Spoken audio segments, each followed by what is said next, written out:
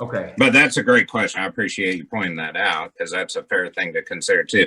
Going back to Genesis 3, the serpent. Norm. Yeah. Yes. Well, and in 29, it just says at midnight the Lord struck down all the firstborn.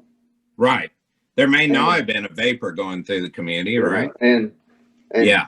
I mean, but you're right. It doesn't seem to refer to angels. It talks about the Lord saying, I'm going to do this, so prepare. And then it talks about that the Lord goes through the land, and it talks about that the Lord struck the people down. So, it seems like this is definitely the Lord conducting this.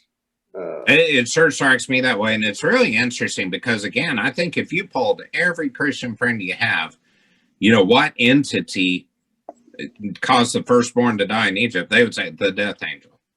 That's just, that's what we all tend to think. So I'm going to bring that up in a couple of other verses here, and then we'll, probably next week. We'll see where we are. Well, we may have time this week. Question, Danny's point, and this is talking about, we watch that movie every year, Danny, to your point on verse 29, the firstborn of all the livestock as well. I didn't know that until right now, and I'm an old man, but I didn't either. I didn't remember that being there. Is that interesting? Because remember, going back to when we were talking about verse, chapter 11, verse 4, this is what the Lord says, about midnight. Sure enough, he did it. I will go throughout Egypt. Every firstborn son in Egypt will die, from the firstborn of Pharaoh, who sits on the throne, the firstborn slave girl who is there milled, to the firstborn of the cattle as well. Yeah, that was, remember the sacrifice point. The best sacrifice to God by any individual under the Jewish law was the firstborn without blemish of your livestock. And, that was the first fruits to God, the firstborn that, he talked about a whole lot more after the exodus from Egypt when giving the commandments to Moses. And, he said that there was even a feast of the first fruits, but that the firstborn and the one without blemish was to be the one you were to pick for sacrifice. So I think it's really a fascinating thing that God always cared, it seems, about the firstborn and the without blemish, the perfect sacrifice him, and that included the animals. It really is, it's all part of God's creation, and it's really a fascinating thing. Norm, so I was wondering, and this may be kid memory of, how I learned it as a kid, but I was wondering about this particular plague. I always thought of it as killing the firstborn child, because I always think of Pharaoh losing his son. Yeah. Is it also firstborn adults? That's a really tough one to have a definite answer for, but given that Pharaoh was nearly certainly the firstborn and lived through this to talk to Moses and to say, get out of our presence, and the fact that there were plenty of other Egyptians around, including a lot of soldiers to follow him out to the Red Sea, I believe that most theologians would say that it was the child, the dependent in the household. It even said, the son of the one in prison. Surely some of those would have been firstborn children, probably. And so I do believe it was the young. There's really not a way to prove that. So, right. But it makes sense. Yeah. If you think about under Jewish law later, and again, we're talking about pre-Ten Commandments, pre-Jewish law, Mosaic period, really, even though Moses was leading the people, it wasn't the Mosaic law yet. But under Mosaic law, there was that cutoff of, around 13-ish, a young person could become independent in work and family. They could marry and have children and, work their trade, their land or whatever. And then by age 30, they were considered adult enough to be present in temple service, later in the synagogue. They were considered real individuals, if you will. I think none of us are over 30, so we don't know the feeling. But if you look at the scriptural change there from, young adult to 30 plus was sort of the responsible person, I would picture this being those under 30, though that law came in later. But I think if God felt like people could be, spiritual leaders, heads of household and such by then, that would make sense that it would be those in this era. Nothing to base that on, however. Okay, so look at Genesis. Yes, sir. Just going back to this, the Lord versus the angel thing. My opinion, but we've seen several times at least where it talks about the Lord doing something, and then later on we find out it's an angel. Sure. And so I think it would be a mistake to say no, it wasn't an angel. But it would also be a mistake to say yes, it was an angel. I think. Yeah, and I don't necessarily mind. If that view is in your head, I think it's fair. I just want to make sure when we read scripture, we read what's there, right, rather than what we expect to be there. But to that point, I'd say why would we think it was necessarily an angel? Right. I don't have a reason to, other than that's the bias. But either way, I believe it happened. And if it was an angel that did it, it was certainly an angel sent by God by his direct word to Moses that is coming. So you're right that from a doctrinal or belief system or faith in the word of God type of an issue, I don't think it does matter. But I think when we read a couple of scriptures like that people use about the origin of Satan, for instance, we need to be careful to read what's actually there instead of what we think we've been taught.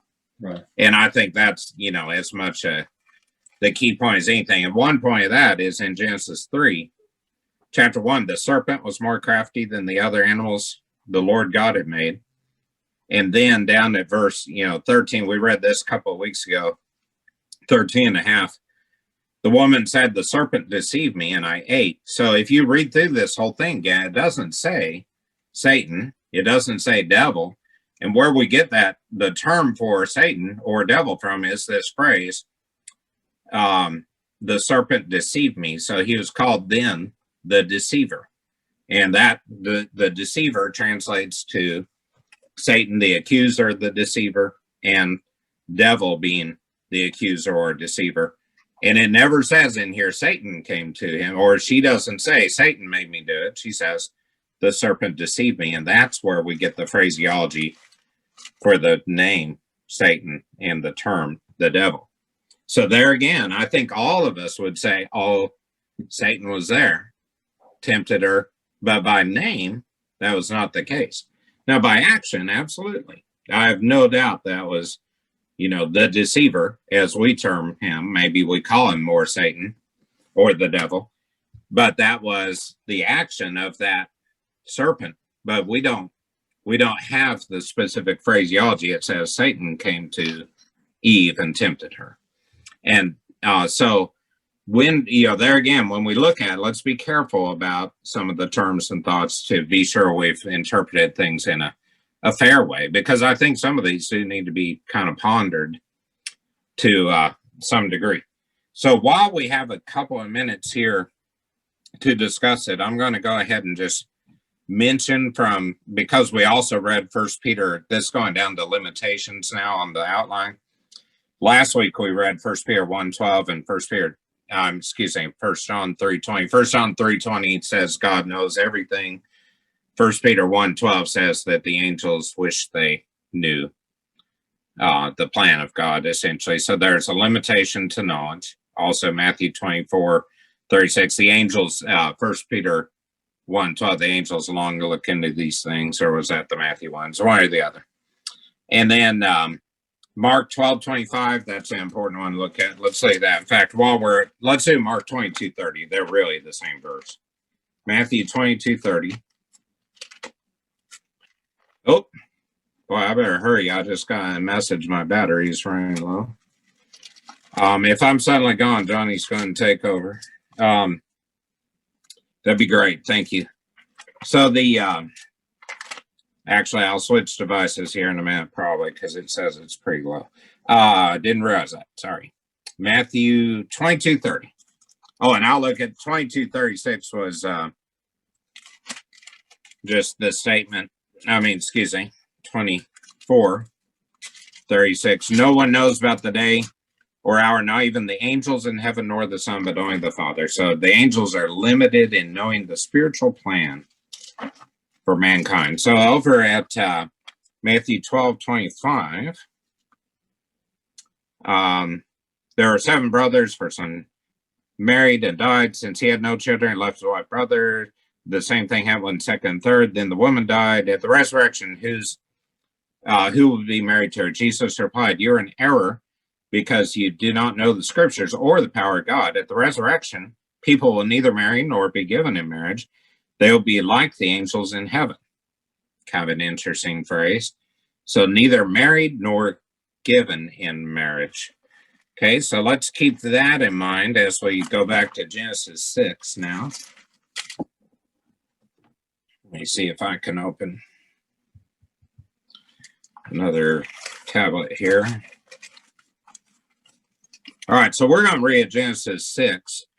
This is, and I want to tell you, we'll probably spend our remaining 20 minutes here, I'm guessing.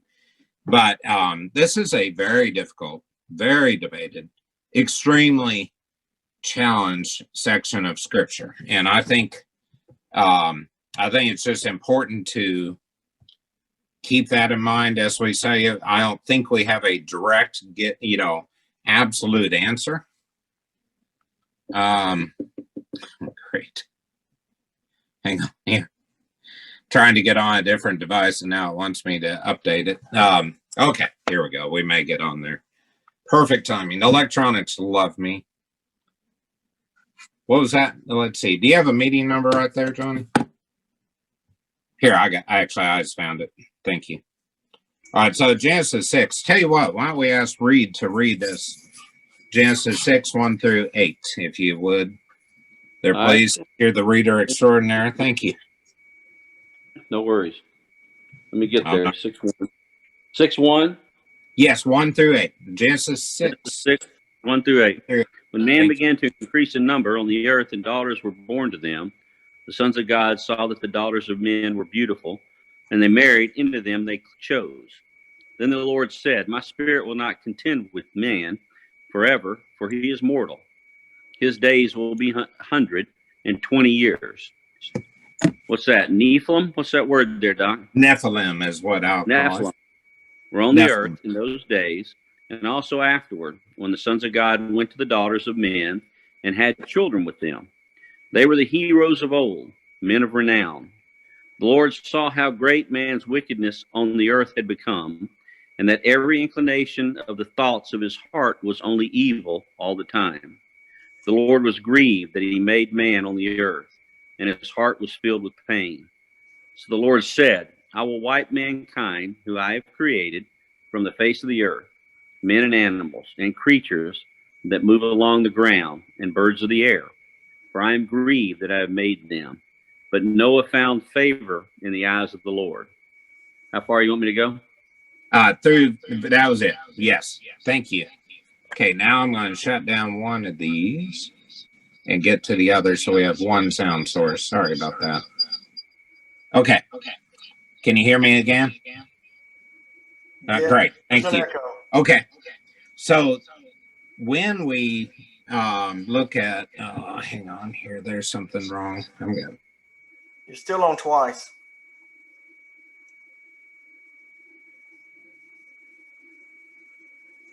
Unmute.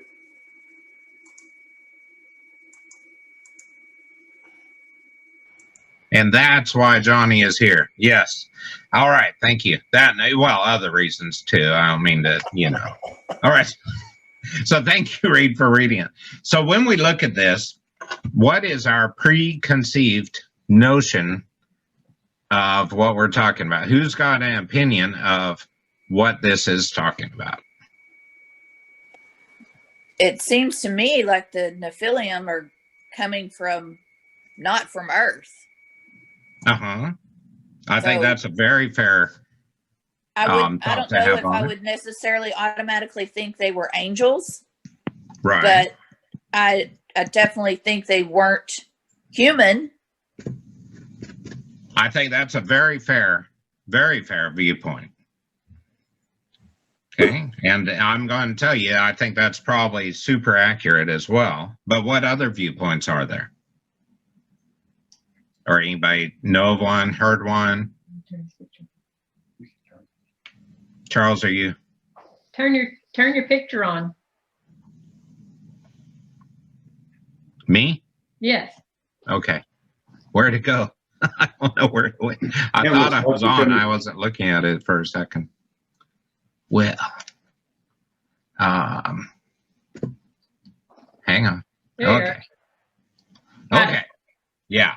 Sorry. Somehow I'm going to find a way to blame Johnny on that. But go ahead. Yeah. Charles, did you have a view on that? Oh, who the sons of God were? Yeah, or the daughters of men, or any of this. Nope. Okay. That answered that very concisely. Thank you. So let's look at it again. When men began to increase, okay, the sons of God, verse 2, saw that the daughters of men were beautiful, and they married any of them they chose. The Lord said, my spirit will not contend with man forever, for he is mortal. His days will be 120 years. First of all, remember, we had just in this chapter 5, the genealogy, there's a description of Methuselah living to 969. There's, Lamech living to 962, as I recall. And, not Lamech, but the other, somebody lived 962 there. Jared lived to be 962. So it seems that here he's mortal. His age to be 120. First, let's talk about that. Okay, this isn't necessarily spiritual warfare, but how many of you have known an individual who's lived to be 120? I'm just going to go ahead and guess that that's nobody. Okay, and remember, the oldest living person on Earth right now, I believe, is a gentleman who's 112 somewhere in Southern Europe. That can be documented. And we occasionally have 113, 114-year-old, pretty rare. Don't ever believe in age out of Japan because they're not birth records. They're all estimates. And so those aren't world record holders when you hear of them. Anybody else know anybody that's lived to be 120? Let's say since this time of right before the flood onward. Okay, so did God limit the lifespan of man to 120 here? Or was this 120 years from then there would be a destruction because the Lord said, my spirit will not contend with man forever. He's mortal. His days will be 120. Could it be 120 from here? I'm going to leave that as a question, because I don't think there is a certain answer, but I think that the flood was going to be about 120 years from this time. I think that's a verse we've widely miscalculated our interpretation of to say men will live to be only 120, because right now the average lifespan of man in America is 78 years, 3 months. Of women is 80 years, 9 months. And it's going down right now because of the plague we're under. It's dropped about a year in the last in the last 10 months. It was at 82 and 79 women and men respectively. That's quite a ways off of 120. That's about 2/3. So I think this probably doesn't mean that men will live to be 120. I think it means that 120 years, God's going to show that he is done with continuing with man. Then when we get over to verse 8, why else would it say, but Noah found favor in the eyes of the Lord, except that he was the rarity. So that's why he was saved in the flood. That's why he was saved on the ark. And I believe God was really going to destroy everybody at this time because he was just done. So the next question I have, and if anybody has any other thought on that, please go ahead and interrupt. I can't see everybody on screen on this device. So just interrupt if there's a question or comment. But if we then see in 120 years, everybody's going to be wiped out, and God said, my spirit will not contend with man forever, why would he do that if it says the sons of God saw that the daughters of men were beautiful and they married any of them they chose, if the sons of God were angels? would he have a need to destroy the earth? If angels existed before the earth, angels will exist after the earth. Do we have any account of angels dying? I don't know of any. So I think that, you know, one possibility is that this is not angels, though it sure sounds like it would be angels. Okay, so let's look at it again as what it says. The sons of God saw the daughters of men were beautiful, and they married any of them they chose. So the Lord said, my spirit will not contend with man forever, for he is mortal, his days will be 120 years. So do you think God would be destroying the earth because the women were going and being married up by any angel that wanted them? Yeah, I'm going to say probably not. That's a little tougher to kind of figure out if angels were at fault and the daughters of men were being, you know, if they took any of them they chose. I'm not sure he'd blame the people and destroy the earth. So keep that in mind. The Nephilim were on the earth in those days. Okay, what? We've already had 3 pronunciations of Nephilim tonight. Why is that? I'll answer that because that's a guess what I'm thinking question. It's because we don't have Nephilim today as far as we know. So we're not familiar with Nephilim. So what are Nephilim? I was just looking that up. My handy little Bible here, you can click on it and pick out the Greek and all that, or Hebrew in this case. Good. I went backwards and found the root word, nafal. Yes. Means to fall. Yes. So it makes me wonder. Interesting, isn't it? Yeah, yeah. Why do we think about Nephilim as giants?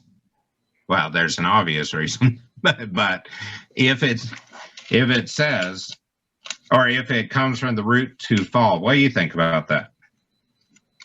Well, I don't know about the root, but when I go down to the actual, the I am on the end is a plural. A masculine plural in Hebrew is formed by adding "im" to the end. So it looks like it would be fallen ones, but when I get actually down to the word Nephilim, it says giants.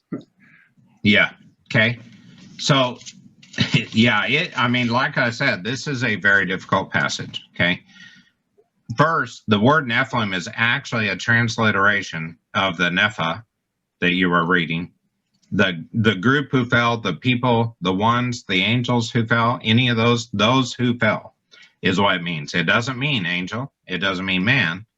It doesn't mean foreigners from the edge of the Mediterranean like the Gaza Strip that Goliath came from, or the town of Gaza.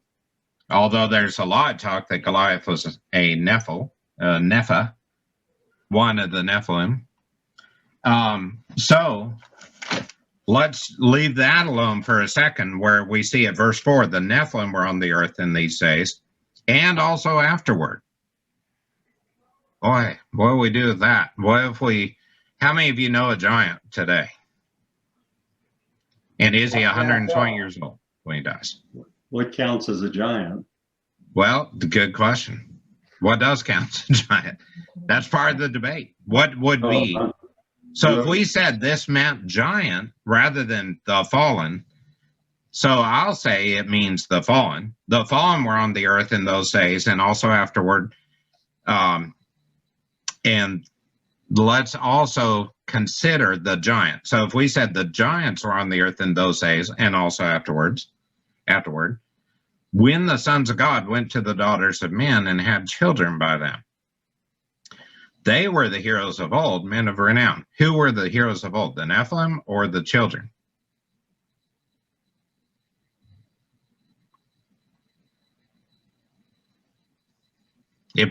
I'll save a little time. It probably refers back to the Nephilim.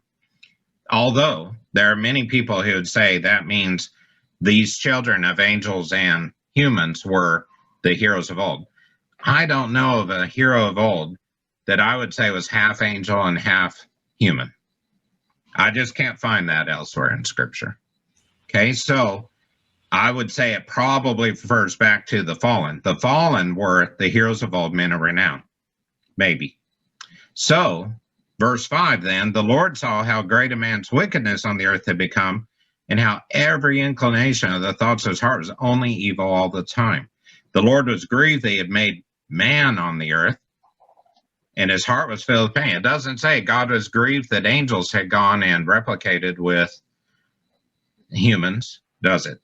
It says he was grieved that mankind is how you can interpret that.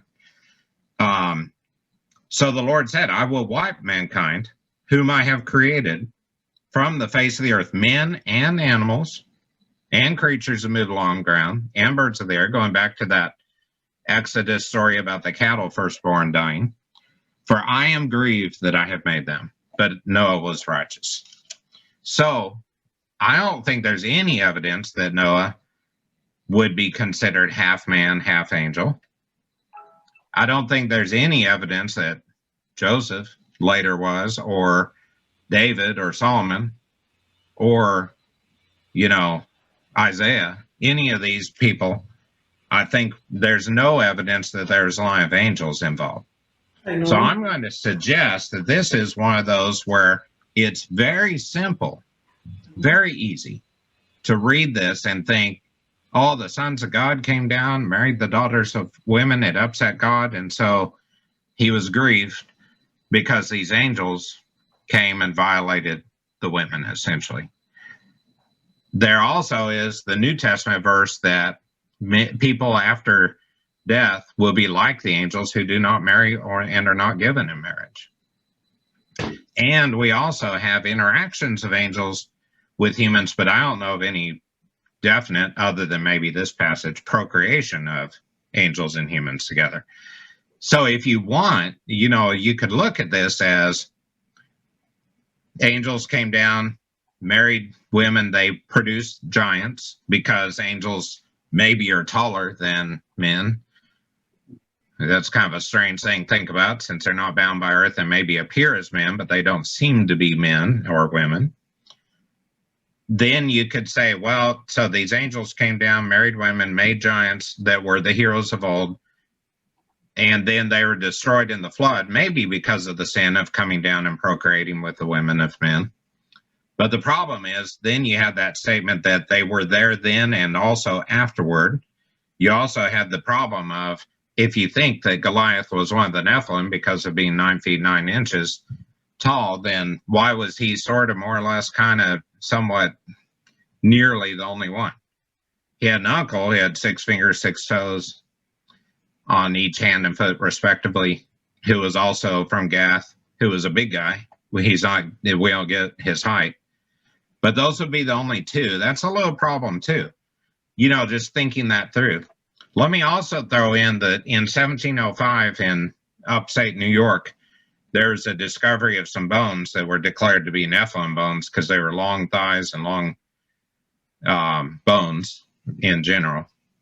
And that later, though, despite that being a discovery of Nephilim on the earth, that was debunked, and it was realized later that that was a mastodon rather than, which is a whole different discussion about dinosaurs, by the way, that I'm not getting into tonight. But anyway, I just want to point out that if you view it as angels procreating with humans, there are some problems there.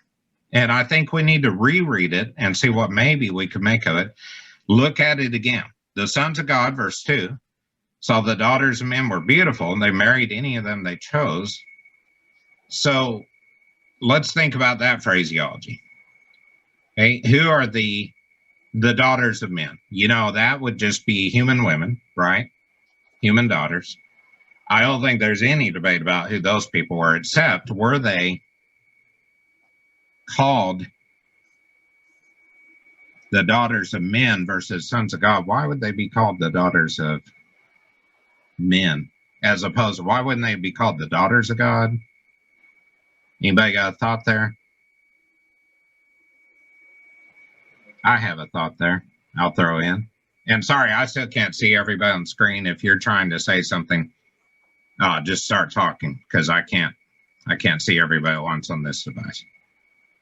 All right, so let's think about that. Who would, in Genesis 6, pre-flood, let's look down at chapter 5, verses 28 on, just for a little touch of a clue.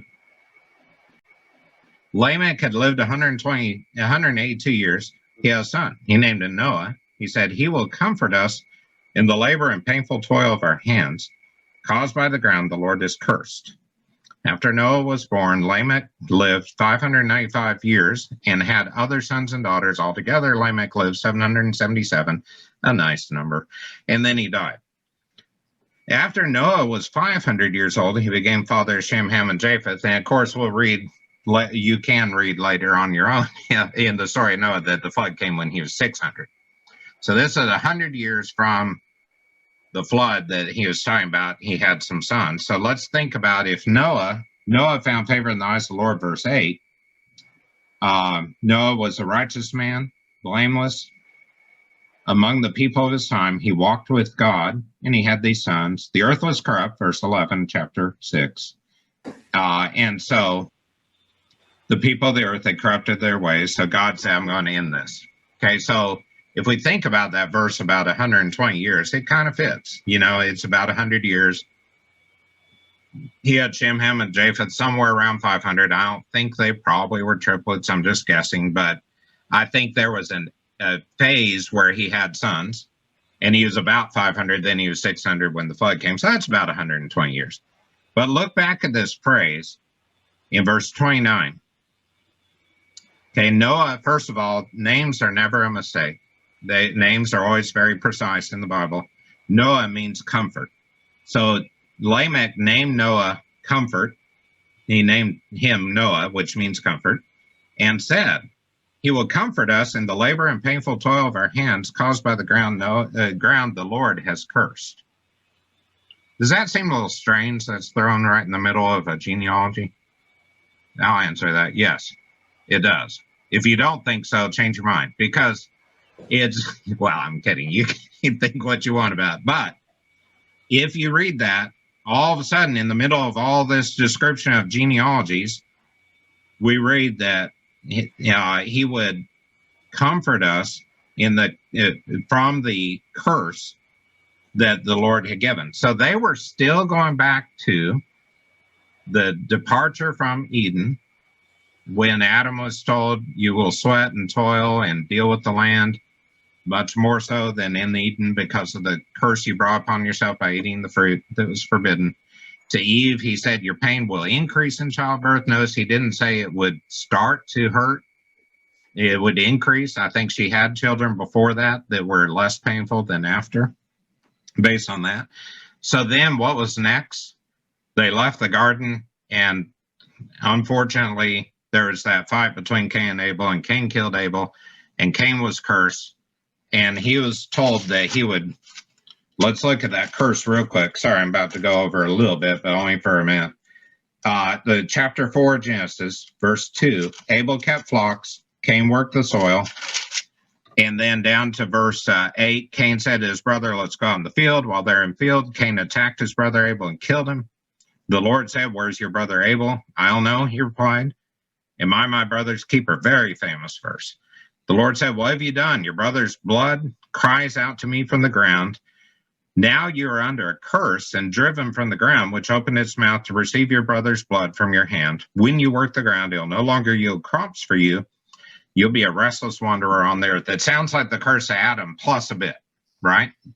The ground would not open it to crops for him, and he'd be a restless wanderer rather than just toiling with the ground. So Cain said, my punishment is more than I can bear. Today you're driving me from the land. I'll be hidden from your presence. I'll be a restless wanderer on the earth, and whoever finds me will kill me. But the Lord said to him, not so. If anyone kills Cain, he'll suffer vengeance 7 times over. Then the Lord put a mark on Cain so no one who found him would kill him.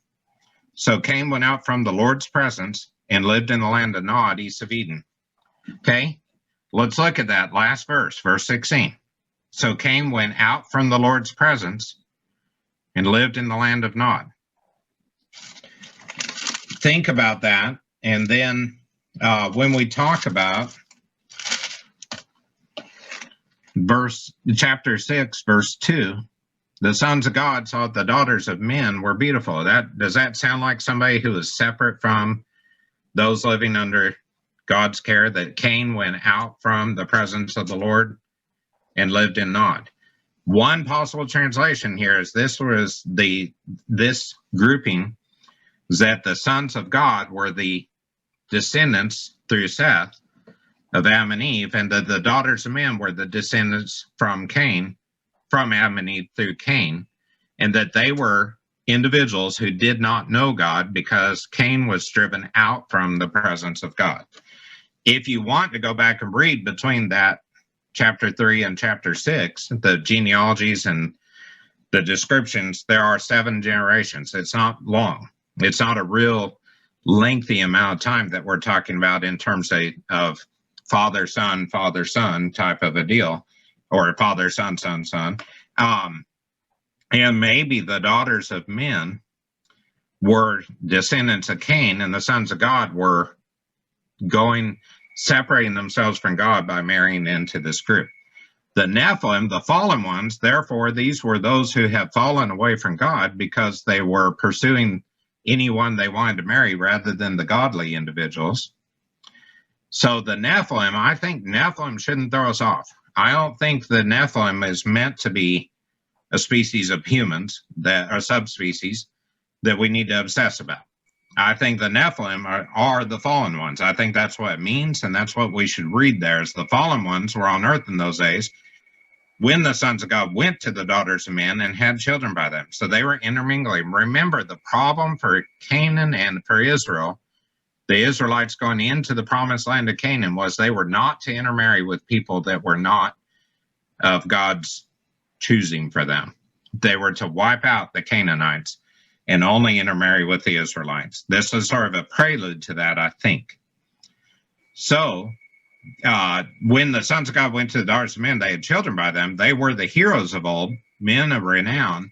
I think that statement, honestly, rather than thinking, oh, these giants were awesome, I think the statement means that these were the men who should have been the descendants of Seth, who were the heroes of old, like Adam, like Seth, like Enoch, who walked with God and was taken, who was a direct descendant of Seth and predecessor, the great-grandfather of Noah, or the grandfather of Noah, the great-grandson of Seth.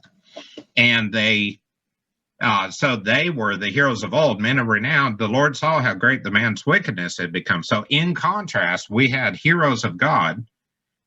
And then once they intermarried, they got down to every inclination. The thoughts of man was only evil all the time. I think that's a more fair interpretation personally.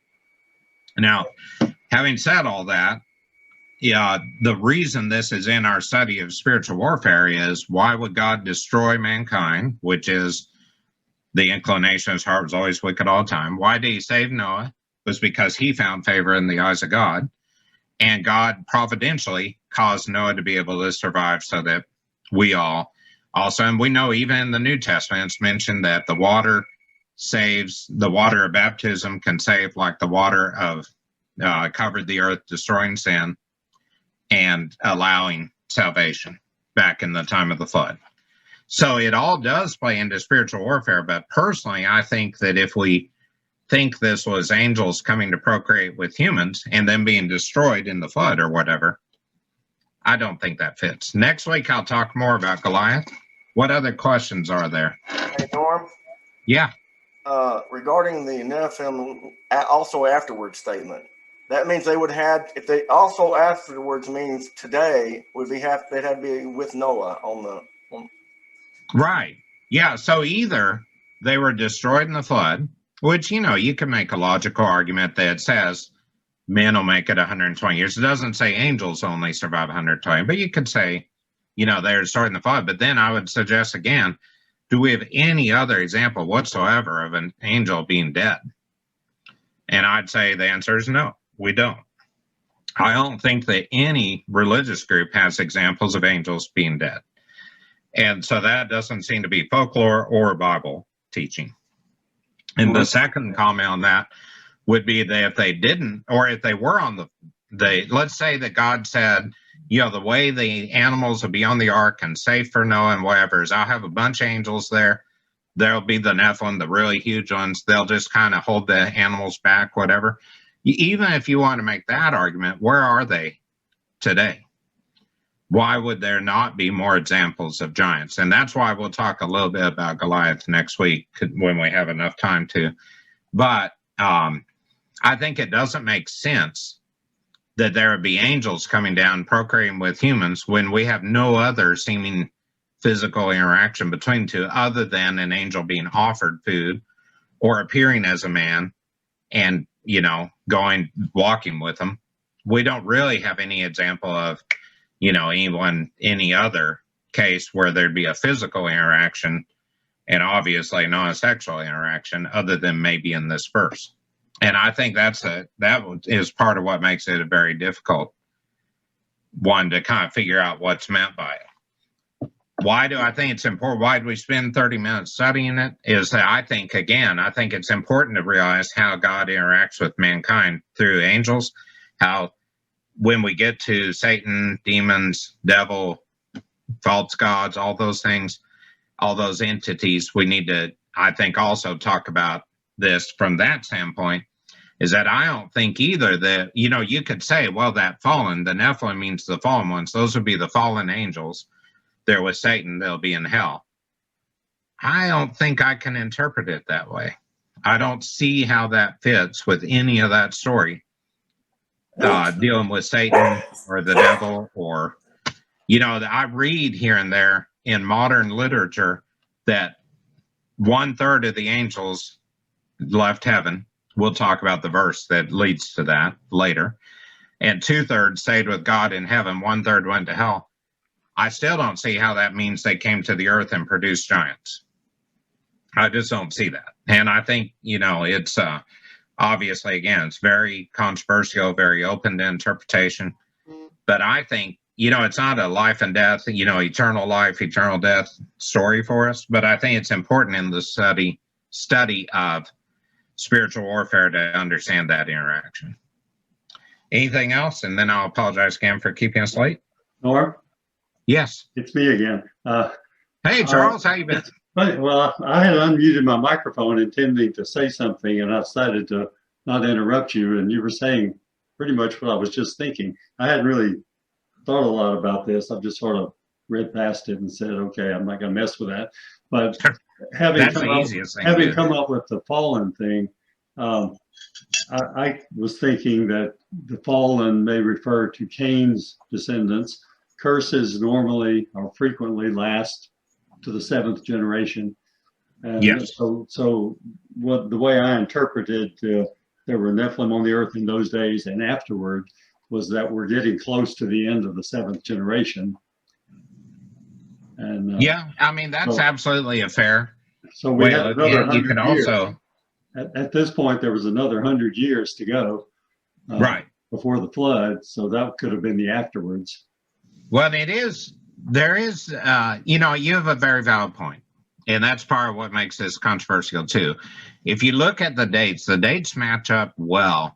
That Methuselah, who's the oldest man ever, every child knows that, 969 years, that he probably died in the flood. Looking at what age he was when he had Lamech and what age Lamech was when he had Noah, that would add to his death in the flood. So let's say some who were not necessarily as famous as Methuselah in the lineage of Noah lived longer. Then you look at, some things keep growing while they live. They're trees, they're lizards. Reptiles tend to grow as long as they live. Would humans back then? And I don't think so, but I also don't know why it was that Noah didn't have children until he was 500. That's a pretty long time to, especially when, a few chapters forward from this, we read about how Abraham and Sarah were worried because they're advanced in age, and they had Isaac at 190, and at 100 years of age and 90 years of age, respectively, for Abraham and Sarah. And that was well beyond the expectation, apparently, in that era, to have a child. So why would Noah be 100 if he had, then had presumably his Morris wife? They had Shem, Ham, and Japheth, but I think a lot of those dates don't add up, except that I do know the date for the death of Methuselah adds up to be at the time of the flood. So I think you also could make a reasonable argument, not only generationally, but maybe they just had a different growth phase. You know, maybe they were teenagers longer and grew taller and were giants. But again, I don't think that word really interprets itself as giants. And that's where, you know, for whatever reason, and I think it's the term that they were the heroes of old, that there was talk, there was a lore about giants. Boy, that's a stretch, you know, to find that in there. So anyway, I've got to let us go. I'm sorry, I keep going on, but I do want to close this in prayer. Next week, I hope you enjoy us, and I really appreciate you joining us this week. And as always, it's an honor to me. We'll pick up a little bit on the story of Goliath, and then we'll talk about the physical nature of angels and a couple other passages. We'll finish out this outline, and maybe somebody will come up with another one. Who knows? I don't know if I'll have time, but we'll see. So let me go ahead and close this in prayer, and thank you again for joining.